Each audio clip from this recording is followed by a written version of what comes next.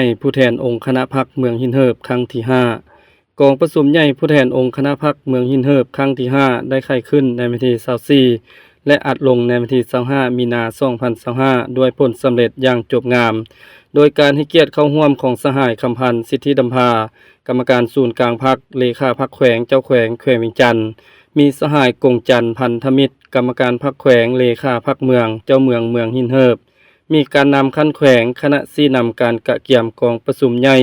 พร้อมด้วยแขกถึกเชิญและมีผู้แทนสมบูรณ์เข้าร่วมทั้งหมด129สหายหญิง17สหายซึ่งเป็นตัวแทนให้แก่สมาชิกพรรคทั้งหมด 1,542 สหายหญิง377สหาย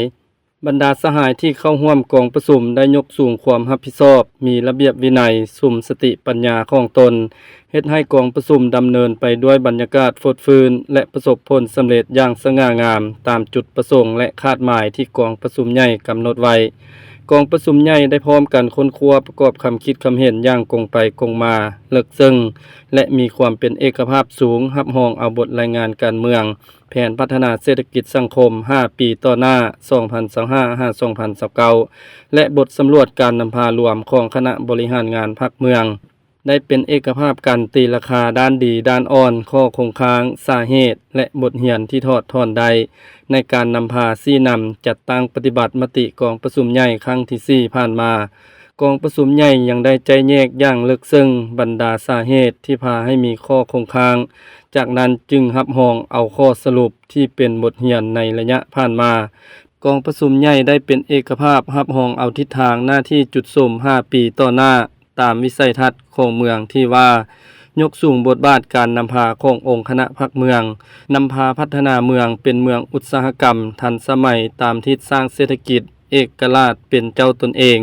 กองประชุมใหญ่ครั้งที่5ได้ใช้สิทธิประชาธิปไตยของบรรดาผู้แทนเข้าร่วมกองประชุมเลือกตั้งเอาคณะบริหารงานพรรคเมืองหินเหิบสมัยที่5มีจำนวน21สหายหญิง3สหาย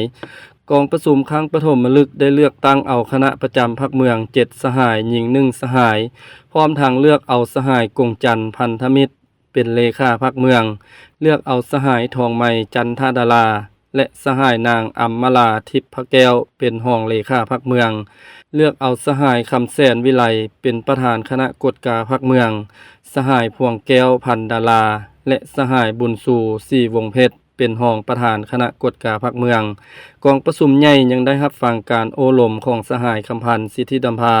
กรรมการศูนย์กลางพรรคเลขาพรรคแขวงเจ้าแขวงเวียงจันทน์สหายได้แสดงความย่องยอสมเสยต่อการนำพาซี่นำของคณะบริหารงานพรรคเมืองหินเหิบสุดที่4ที่ได้เอาใจใส่นำพาซี่นำสมาชิกพรรคพนักงานและประชาชนบรรดาเผ่า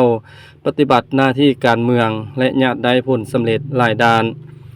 พร้อมกันนั้นสหายยังได้แสดงความเป็นห่วงเป็นใยต่อด้านอ่อนข้อคงค้างและให้ทิศเหนี่ยงทางแต่ละด้านละเอียดพร้อมทั้งให้ความเชื่อมั่นแก่คณะพรรคสุดใหม่ที่จะสืบต่อนำพาซี่นำจัดตั้งปฏิบัติมติกองประชุมใหญ่ผู้แทนองค์คณะพรรคเมืองหินเหิบครั้งที่5มีผลสำเร็จอย่างสูง